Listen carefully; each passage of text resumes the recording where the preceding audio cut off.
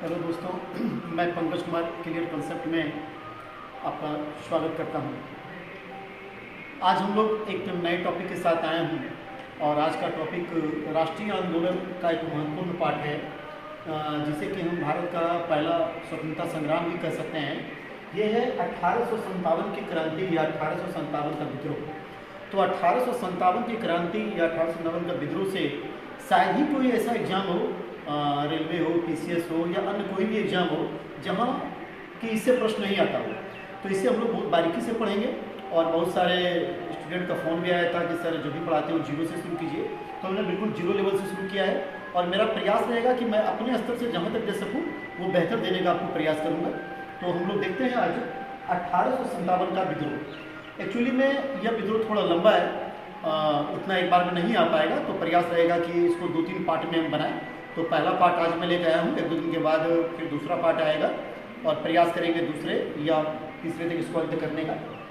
तो देखिए, अगर हम लोग समझते हैं 1857 का विद्रोह, कोई भी विद्रोह, किसी भी प्रकार का विद्रोह, चाहे वो भारत का विद्रोह हो या दुनिया के अन्य किसी भी देश में का विद्रोह हो या दुनिया के अन्य किसी देश की भी क्रांति हो, उसके कुछ महत्वपूर्ण कारण होते हैं। 3 से 4 कारण के इर्द गिर्द ही ये सारे विद्रोह घूमते हैं, जिसमें से सामाजिक कारण आता है, आर्थिक कारण आता है, धार्मिक कारण आता है, राजनीतिक कारण आता है और ये तात्कालिक कारण आता है।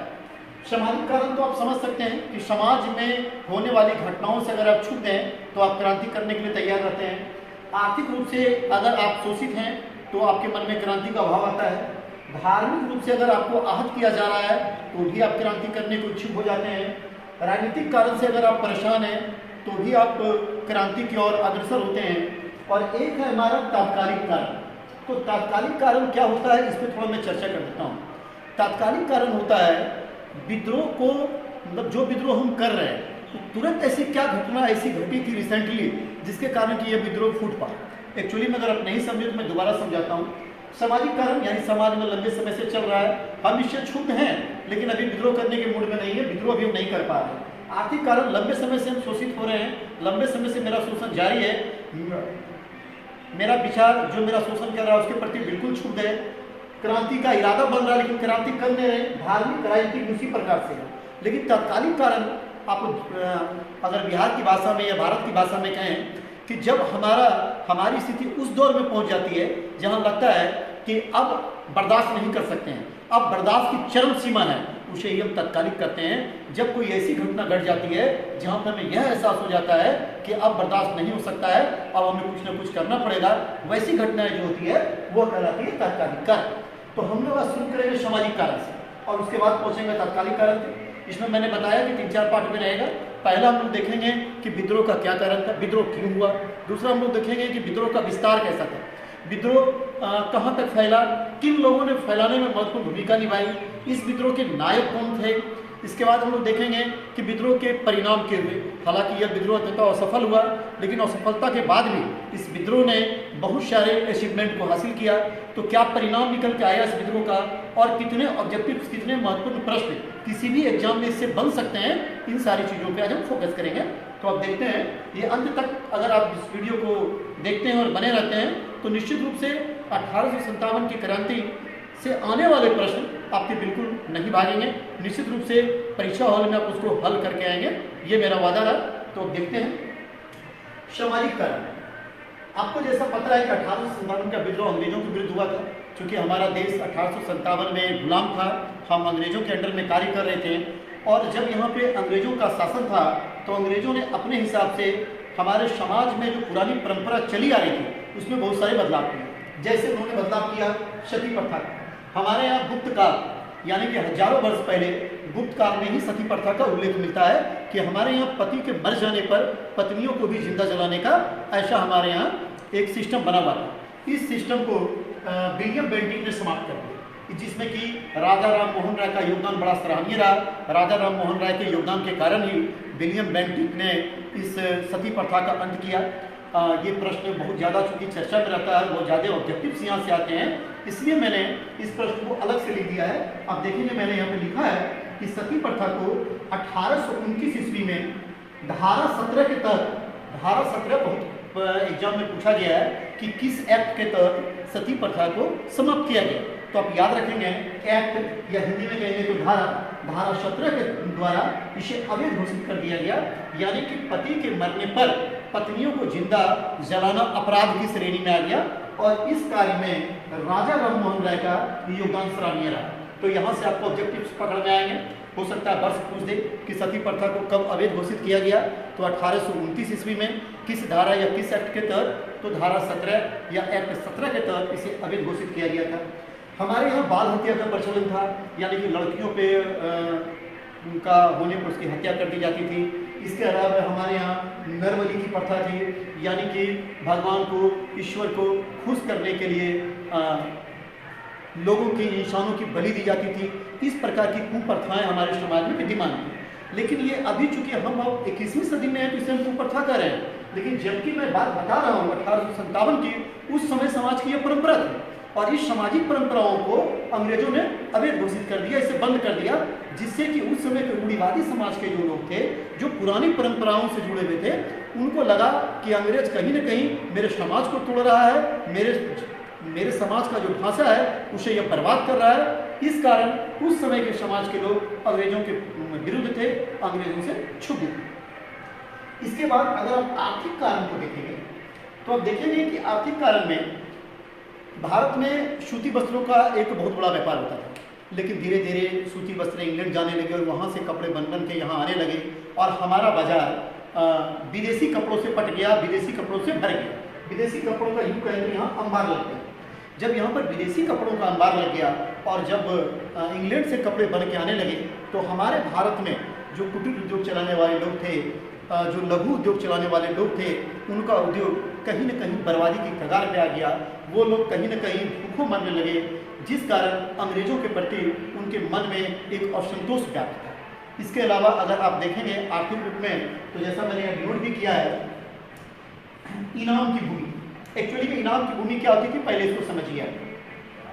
शुरुआती दौर में, मुगल काल में या शुरुआती अंग्रेजों के दौर में भी जो कुछ लोग अच्छे होते थे या जो किसी राजा के प्रति वफादार होते थे, तो राजा के द्वारा उस विशेष व्यक्ति को बहुत ज़्यादा जगह जमीन इनाम के रूप में दे दिया जाता था, खुशी से उसे उपहार के रूप में दिया जाता था। जो यह भूमि होती थी इनाम के रूप में या उपहार के रूप में, उसी जमीन पर वो अपनी जागीरदारी चलाते थे, वह इंसान उस क्षेत्र का जमींदार कहलाता था।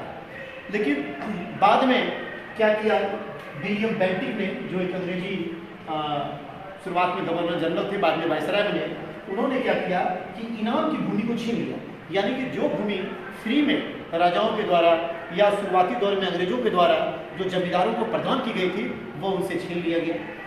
इससे कंडीशन यह उत्पन्न हो गया कि जो जमींदार कि समाज में अपनी मान, मर्यादा, प्रतिष्ठा के साथ जीते थे, आज उनकी हालत एक दरिद्र की हो गई। आज उनका अपना भरण पोषण करना मुश्किल हो गया, मान सम्मान जो गया वो तो अलग। तो ऐसी स्थिति जब बनने लगी, आर्थिक रूप से जब भारतीय जो व्यापारी थे या जो यहाँ के जमींदार थे, वह जब कमजोर होने लगे, तो कहीं ना कहीं अंग्रेजों के प्रति उनके मन में एक असंतोष व्याप्त हो गया था। अंग्रेजों के प्रति मन में एक हीन भावना धीरे धीरे जन्म ले रही थी। आप देखेंगे धार्मिक कारण में जो है,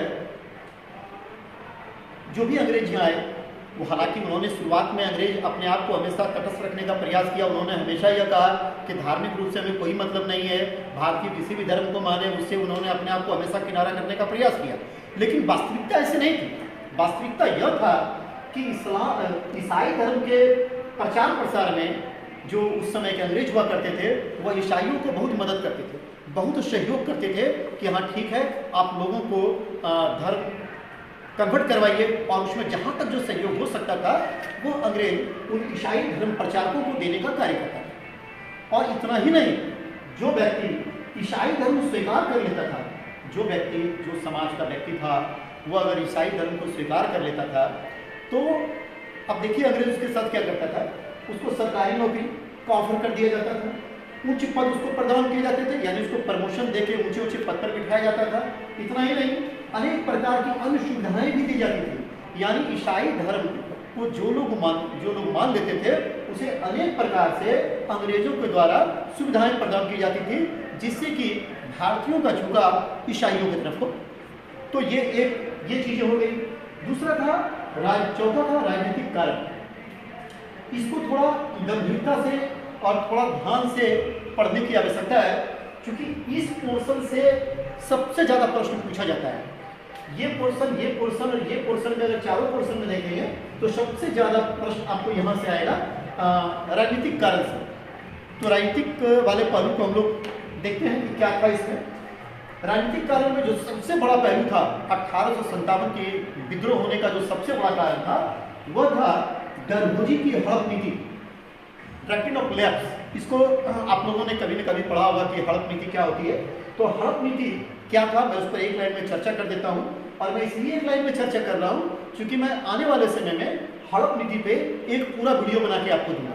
हड़प नीति के बारे में पूरी तरह आपको क्लियर कॉन्सेप्ट कर दूंगा। तत्काल मैं छोटे संदर्भ में आपको समझा देता हूं कि हड़प नीति क्या था। जिस राजा का कोई अपना संतान नहीं था, अगर किसी बच्चे को गोद लेकर अगर उसे राजकुमार या राजा के रूप में अगर घोषित करने का प्रयास करता था, तो डलहौजी का कहना था कि नहीं, चूंकि वह आपकी अपनी संतान नहीं है, इसीलिए यह राज्य उसको नहीं मिलेगा और आपके राज्य का विलय अंग्रेजी शासन में कर लिया जाएगा। यह थी हड़प नीति का मेन संदर्भ, यहीं से निकल के आएगा। तो डलहौजी की हड़प नीति के कारण जो भारत के जो राजा थे उनमें बहुत ज़्यादा असंतोष व्याप्त था। उदाहरण स्वरूप मैं एक उदाहरण आपको जरूर देना चाहूँगा जो आपको ज़्यादा समझ में आएगा। झांसी की रानी वाला, जैसा कि आपको पता है कि झांसी की रानी लक्ष्मीबाई को कोई अपनी संतान नहीं थी। उन्होंने एक गोद लिया था पुत्र, और उस गोद लिए पुत्र को ही वह राजा बनाना चाहती थी। लेकिन अंग्रेजों ने कह दिया, चूंकि यह आपकी अपनी संतान नहीं है, इसीलिए झांसी अंग्रेजी साम्राज्य में विलय कर दिया जाएगा। जिसके कारण कि फिर आपने झांसी वाली रानी की कहानी काफ़ी सुन चुकी है। तो वो हड़प नीति के तहत ही ये सारी कहानी पटकथा लिखी गई थी। अंग्रेज इतना पर ही नहीं रुके, सिर्फ हड़प नीति की बात होती तो चलो ठीक है, एक नियम लगाया था। इसके अलावे जो बड़े राज्य थे, जैसे उस समय का एक बड़ा राज्य था अवध, यानी कि यूपी वाला राज्य एक बड़े राज्य में आता था अवध। तो अवध का प्रशासन चूंकि बहुत बढ़िया चल रहा था, वहाँ का राजा वाहिद अली शाह था, बहुत बढ़िया से उनका प्रशासन भी चल रहा था। लेकिन अंग्रेजों ने क्या किया, वहाँ पर एक आरोप लगा दिया अवध के राजा पर कि भाई आपके राज्य में कुशासन है, यानी कुव्यवस्था फैली हुई है, इसीलिए आपको राज्य में अच्छा शासन देने के लिए, एक सुशासन देने के लिए हम अपने राज्य में मिला लेंगे। जबकि अवध पर कुशासन फैलाने का अगर देखा जाए तो फैलाने का पूरी श्रेय अंग्रेजों को ही जाता है। उन्होंने ही कुशासन फैलाया था और फिर उसी कुशासन का आरोप लगाकर अवध को क्या किया कि अंग्रेजी शासन में मिला लिया। यह प्रश्न बहुतों बार पूछा गया है कि किस राज्य को कुशासन का आरोप लगाकर अंग्रेजों ने अपने में मिला लिया। तो अवध पर कुशासन का आरोप लगाया गया था। यह भी प्रश्न बहुत बार पूछा गया है कि अवध को मिलाया कब गया था। तो मैं यहाँ पे नहीं लिखा हूँ, लेकिन लिख देता हूँ मैं 1856 में। 1856 ईस्वी में अवध पर कुशासन का आरोप लगाकर उसे अंग्रेजी साम्राज्य में विलय कर दिया। अब यहाँ पे देखिए परेशानी क्या होगी, क्योंकि अंग्रेजी सेना में जो सेना भर्ती होते थे, तो जो अंग्रेजी सेना में सेना भर्ती होते वो जनरली भारतीय ज़्यादातर होते थे। तो जो भारतीय सेना होते थे उन सैनिकों की संख्या ज़्यादा से ज़्यादा लगभग 75% अवध से आता था। और अब अवध की स्थिति कैसी हो गई है, अवध अब अंग्रेजों के अंदर ले लिया गया है जबरदस्ती।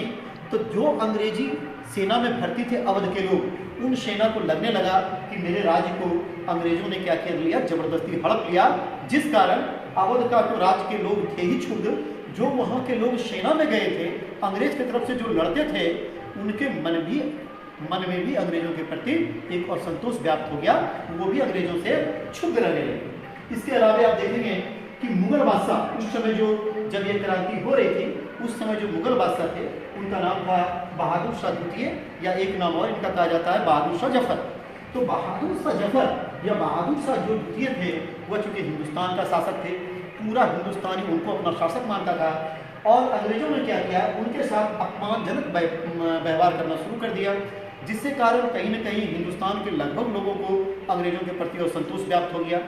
इन सारे कारण सामाजिक, आर्थिक, धार्मिक, राजनीतिक, ये सारे कारण एक तरह से तैयार हो रहे थे।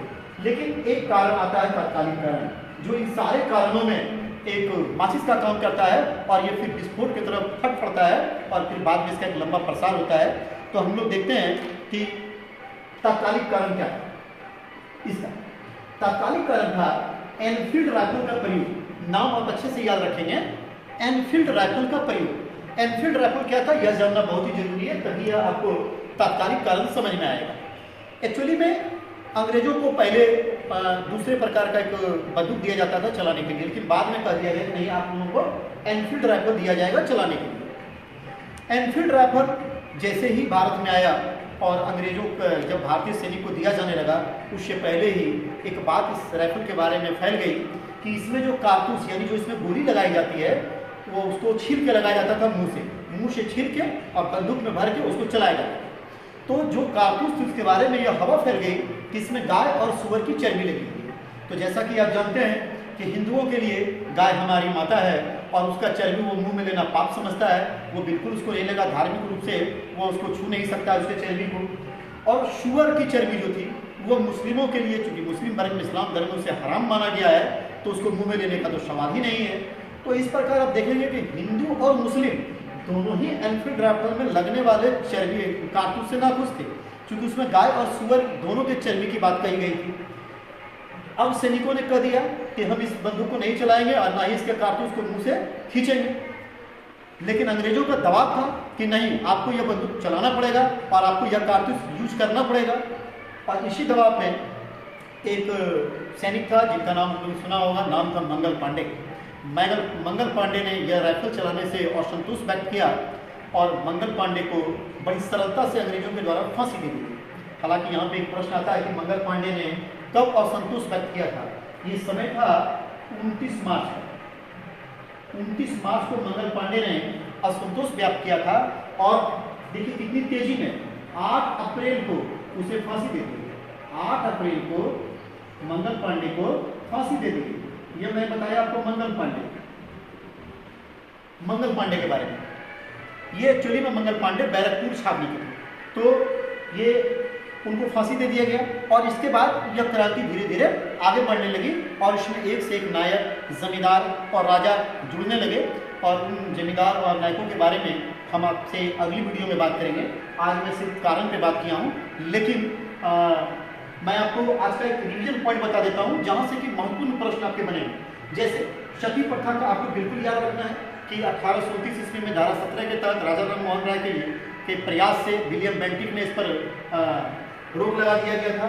उसके बाद आपको याद रखना है कि अवध को कुशासन का आरोप लगा के 1856 ईस्वी में अंग्रेजों ने अपने हिस्से में कर लिया, यानी कि ब्रिटिश साम्राज्य में मिला लिया।